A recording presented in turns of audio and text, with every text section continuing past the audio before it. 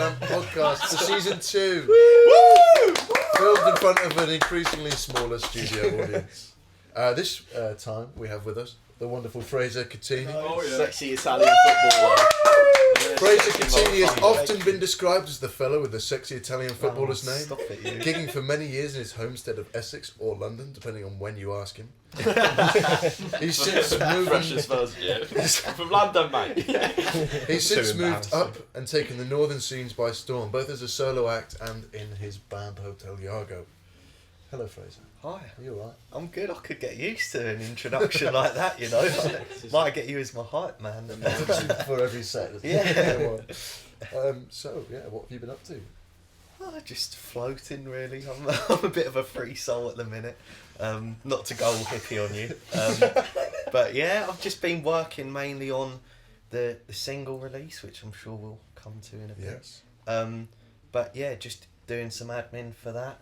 The promo, so Joel here took some lovely photos for me, and I'm just getting them all in order, labelling them, sorting out a posting schedule, all that fun stuff behind the scenes. You got a flow chart. What? Soon come. come. Little mood board or something like that. Soon Yeah, come. it's all the stuff that, you know, the consumers don't really get to know about, all the boring admin behind the scenes stuff. But yeah, it's been all right. It's been all right. Well, since we're on the topic, we may as well talk about your upcoming single release. Yes. Can you just tell us a little bit about that, sort of the song, what's gone into it? Yeah, sure. So it's a song called Caroline, and it's going to be my first ever single release under the solo name Fraser Cattini.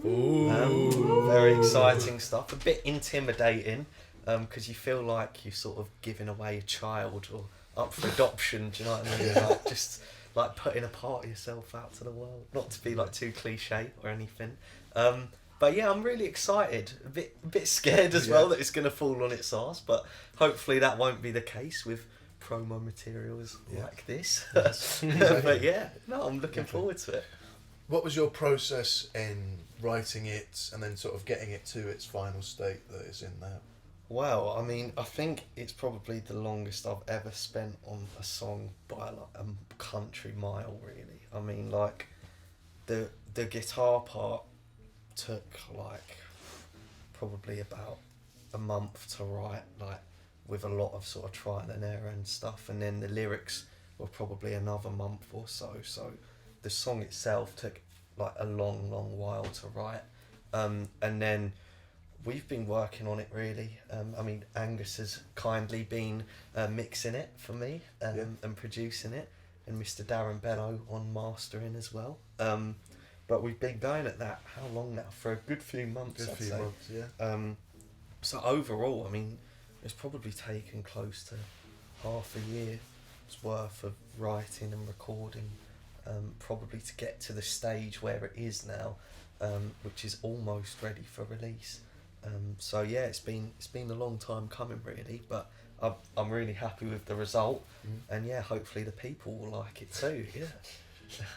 Has it sort of differed then? Do you sort of not really spend as much time writing a song as that? So like you say, like it's about 2 months to get the song finished before thinking about adding anything to it. Have a lot of your songs been like that, sort of similar process, or? Yeah, I'd say it varies a lot. I mean, there's been songs that I've written in one sitting, like in a few hours, and then there's been songs like that take months. But I'd say that's probably an example of a song that took longer than usual. I mean, that is sort of the longest scenario. Most songs might take a month or a few weeks usually, some just one sitting. But yeah, that one in particular did take quite a while to do. When you say like it's taking you X amount of time, are you saying complete song, it's finished? Well, in terms of the writing process, so like, with writing, I'm not one of those people who can just sort of in their head book in like an appointment and be like, okay, I'm going to spend 2 hours tonight writing. I've got to sort of be in the mood to do it. I've got to sort of want to do it and feel creative, as arsey as that might sound.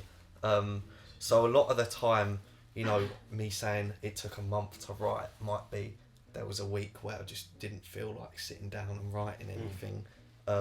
So it's not like a sort of daily process where I wrote a line a day or something. Like, it's more just when I feel creative and when I feel in the mood. Yeah, you've got to rely on your creative side to come out. Yeah. To write. It lies dormant most of the time, but every now and then it makes an appearance. Yeah. Do you feel as well? So obviously the band Hotel Iago uses a lot of your original material that you gig as a solo act. Do you think that by putting it in the context of a band has changed the way that you think about it when you play it on your own? Yeah, I think so. I mean, it's especially like there's a lot of songs that we play as the band when I'm playing like live solo that I'm like, oh, I wish Darren would be here to do the solo in this part, or I wish Angus was playing the bass line right now. So I think it just gives you a different perspective for performing in general, really. Like, because obviously I'd never been in a band before Hotel Iago, and it just gives you a completely different outlook in terms of like showmanship, and all of a sudden you're a front man and you're expected to be like an entertainer rather than, you know, with the solo stuff a lot of the time I can get away with just shutting my eyes or whatever and just being intimate. So it's kind of two contrasting things, but I'd say it's definitely sort of made me a better musician and definitely informed my solo stuff. And what's it like going from being a complete solo act, writing songs by yourself, to going into Hotel Iago, and obviously you having quite a bit of songwriting with Angus over there? Yeah, it's difficult. It's really difficult in terms of with the writing and stuff. Like, when you've just been doing solo all your life, like, you kind of become a bit of a control freak, really, and it's like, this needs to be perfect and that. And then you sort of, it's quite a humbling experience, I'd say, going to a band and then like Angus will throw out an idea and I'll be like, oh crap, yeah, I didn't think of that. That sounds much better. So I think it makes you become a bit more open to ideas and collaboration, and that sort of unlocks a whole new world, really, outside of just the four walls of your bedroom, like having 4 other band members to bounce ideas off and discuss things, and also just jamming. A lot of the time, sort of, I think some of our really good ideas have just come from literally just messing about, like in a jam session, and a song idea or a riff might come from that. So yeah, it's very different but very informative. But that obviously goes both ways. So it's like, how do you find coming to a solo artist like Fraser? Do you feel like you're walking on eggshells a little bit, not trying to change your songs too much? I don't know, partly, but luckily enough, Fraser's he's very precious about his songs. He's not too precious to go, nah, I don't want anybody else. No, it's going to be done like this. I think it worked because obviously the solo act isn't solo act with band. No. It's sort of just, there's a lot more sort of freedom there to sort of explore like other things. And the other great thing is that he's not recorded or put out any of them other than a couple of things that are on SoundCloud. Yeah. So it's not like we're having to work within a frame of... No, he doesn't This is have how a it set is. sound already. Yeah. But does that not add more pressure? So it's like, this, what you're about to put out, have you had any thoughts on it being like, oh my god, this is the first single, this is what people would expect from future singles? Or have you not really thought about it in that way? Yeah, I mean, I feel like, because like Angus makes a very good point in that, they're not, a lot of those songs haven't been put like through a band yet, or they've not been produced properly. So I think that's quite exciting, though, in the fact they're that, almost unfinished. you've got this kind of like seed of an idea almost, and then like playing with the band and recording it with the band sort of realises it into this like fully finished article that, you know, I'm not capable of just visualising on my own. Like, Darren has his sound, and then Gracia on drums, Dan, Angus. So yeah, it goes from being this sort of really sort of sometimes half-baked kind of idea, and I feel like the band is very good at kind of making that finished article, really. The band is the oven. Yeah. What a great metaphor. In terms of gigging then, I know you do a lot of your own shows. Like I've been to a couple in Manchester. Where sort of do you feel the people are more receptive to like grassroots music? So I know you do a couple of things in London, as well as Liverpool and other places. Yeah, I mean, it's an odd one. It depends what kind of vibe, really. I mean, I think the most receptive out of the three is Liverpool by far, just because, you know, it's got that community feeling that we're kind of all in this together. Like, I'll go to one of Amalia's gigs, she'll come to mine. Like, it's that sort of friendly sort of atmosphere. And you always feel like you've got a better chance of getting a decent crowd down to a gig in Liverpool.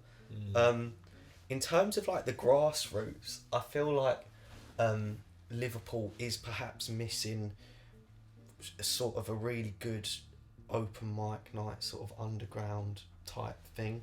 There's obviously the Cavern Club is a decent open mic, and there's a few The Monday Club. The Monday, the very Monday famous Club. Monday Club. Shout out Ian Prowse. But yeah, I feel like, so there's a night at Manchester that I play a lot called the Whiskey Jar, and That's an invite only, not invite yeah, only, I mean, it's kind of sort of semi-open mic, semi-invite thing. So like, you have to get on there in advance. But that, you know, the guy who runs that, Joe, shout out Joe as well, because he's an absolute legend. But he always makes a point of telling everyone in the audience to like shut up completely. And I don't think that there's anywhere in Liverpool like that for intimate artists, in terms of you can go and play to a room and you'll know it will be silent like that. Because when you play those sort of open mics at pubs and stuff, obviously the people there have come to the pub for a drink and a chat with their mates, and that's completely fair enough. Like, you can't expect that to happen, but I just think it would be brilliant if a night like that happened, and I think there'd definitely be room for that. And there's a couple places like that in London. I've kind of resonated quite a lot with what Isabel Metal was saying earlier about the London scene. I'm sure that you will have heard that a few weeks ago by now. But yeah, just the fact that what she was saying about London being such a big, vast place where there are quite a few good nights to play in London, but because it's so vast, you just feel like making a dent is almost impossible. It's so big, Yeah, It's like so many different areas. when you're playing in Liverpool, you know, if you get a bit of momentum and a few gigs together, I think people can start to sort of look up and notice you really. Whereas you could be doing that for years in London, and I feel like you'd never quite get the snowball sort of building into that snowman, if you like. I don't know where I'm quite going with that metaphor, but there you go. It's full of metaphors. True songwriter. Yeah. Bit of Never break character. To a snowman. Once it's out of the oven. Yeah, exactly. Snowball in the oven. As well. That's throwing you, isn't it? That's completely. I can't get that mental image out of my head now. As well as sort of playing a lot of gigs, you also like to go to a lot of gigs. Yes.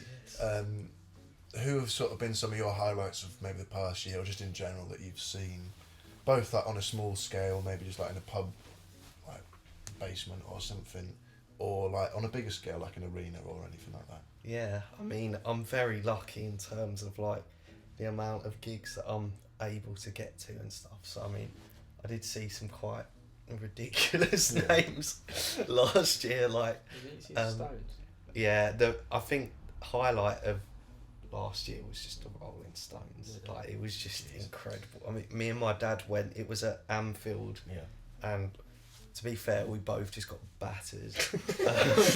And we were like just stood at the back, absolutely like dancing. I think there's a video of my dad somewhere like doing a shuffle with like a beer in each hand, like to one of the Stones tunes. Classic Cattini. And it was an incredible night. Like, I was living in Smithdown at the time, so my dad crashed on my sofa, I got him a Chester's on the way back. Oh, after brilliant. the gig. He's had the full Liverpool. Yeah, He's exactly. really He had the experienced full there. treatment. Yeah, but yeah, that was 9 yards. that was the standout. I mean,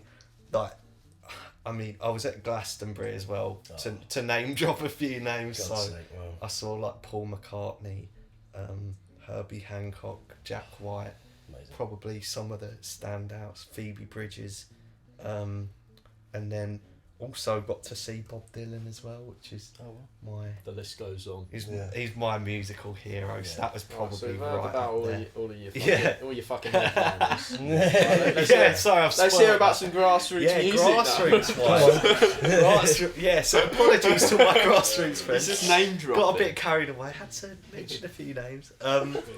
But yeah, grassroots ones. I don't know where to start. So I mean, Amalia Devinda. I mean, at the Quarry gig, me and Charlie were talking about it. Charlie Stevens, for all you listeners, and we were saying like we couldn't believe like how good that was, just in terms of, because I think that was your first gig with your new band, wasn't it?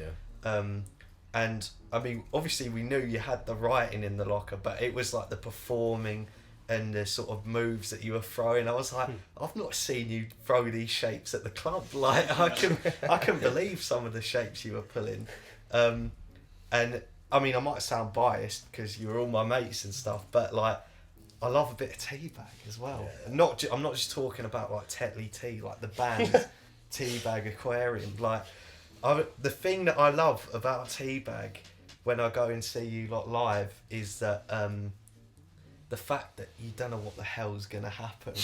Like in the greatest, like Even away. just yeah, exactly. Stuff like you know, things go wrong sometimes, and like I think your strap fell down once or whatever, or there might be an issue, or what, but that's part of it, and that makes it entertaining. exciting. Is that it could.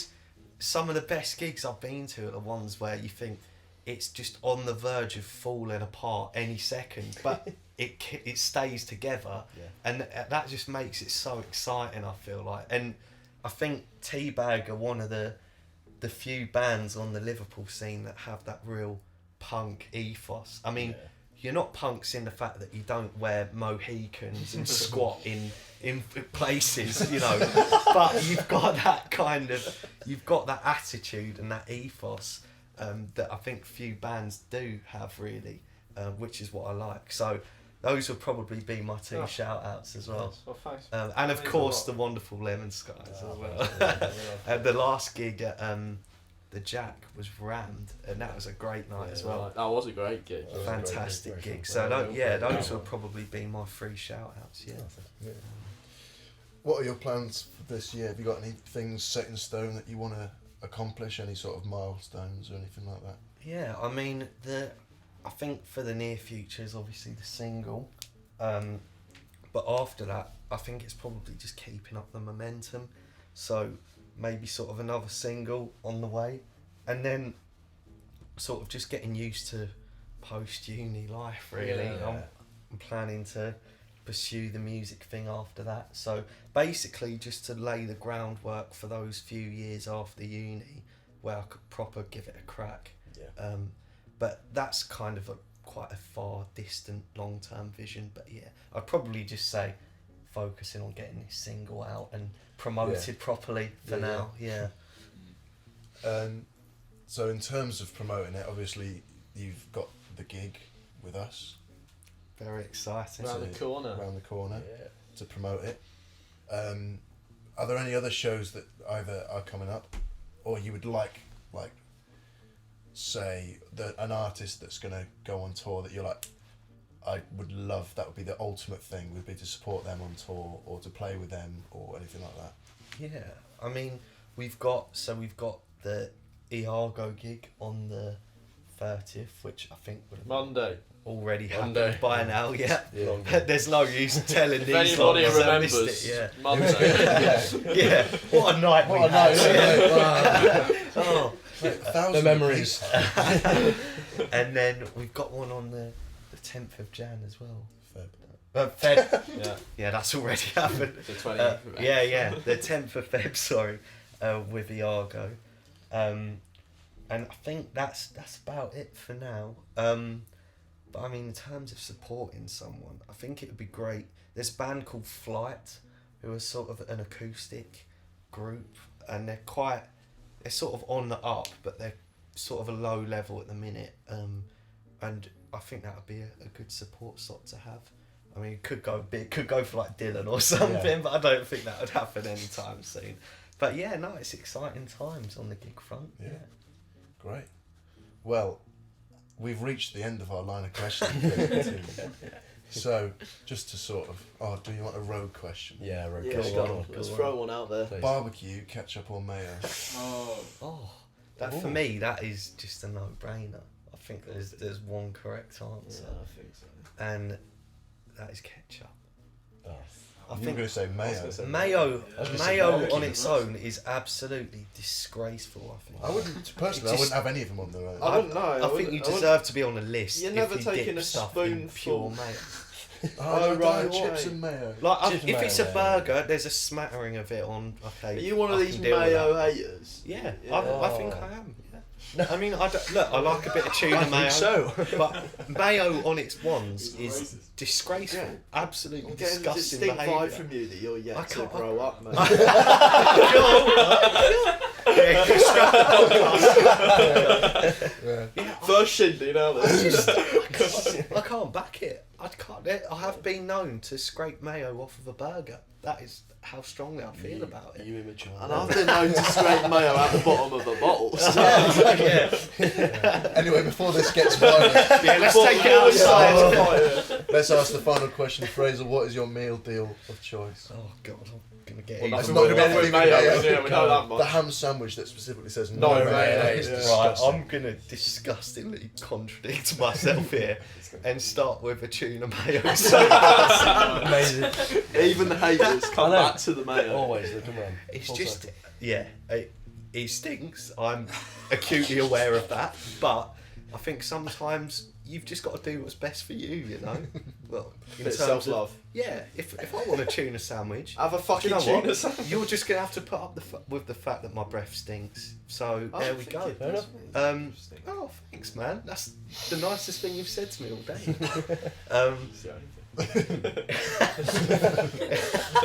If we go with the snack, recently I used to be a white Twix man, but I've been mixing it up a bit. I've never heard of a white Twix. Yeah, white Twix is amazing. Mate, White chocolate Twix. first he's Never a even- mayo lover, and now he's not even heard of a No, white I Twix. don't know white Twix. White I've Twix. not It's heard great. white. I feel like I've been under It's a rock. amazing. It's amazing. Thank you, Joe. Yeah, it The is. voice of reason. I don't know. It's phenomenal. But Yeah. anyway, I'd probably go for a packet of Disco salt and vinegar, Oh, yeah. which also reek. But again, The Who gives a smelly shit? they're lovely. If you're So- already having a tuna sandwich. Yeah, you might as well. Yeah, He's exactly. got this frontman vibe about him, and who cares? Okay. I Who cares? wouldn't have it before a gig, to be fair. Can't Well, have the audience. The mic smelling ain't gonna the tell breath. you what you smell like. Well, is it? you know, Don't come yeah. through the speakers. I don't know. The tuna mayo is quite potent, but yeah. So Disco's tuna mayo. And Somebody in the then- back of the crowd. So What's cheese and onion crisps? Jesus. I think his speaker's bloke. No, it's just my breath. But yeah. My breath is actually all right. If you listen, it's just a bit sure. I've drawn this this, is out getting quite a edited bit. out. Like, Drink. Yeah, I've been waffling a bit. What's your drink?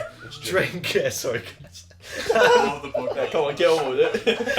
It's got to be one of them Starbucks mockers, because you feel like You gotta go for the most expensive. Well, it's item. it's £2.40 Yeah. on its own. You feel like the Robin Hood of Tesco's. You know, you're really stealing from them, taking them But then from. the Fucking And the smoothies are like £3. Yeah, exactly. It's got to be done. You feel like when you see that minus £2.50 or Yeah. where you're like, Fuck I've yeah. done well here. I'll stop waffling anyway. Thanks for hearing about my meal. See you next week. Yeah, Bye. See ya.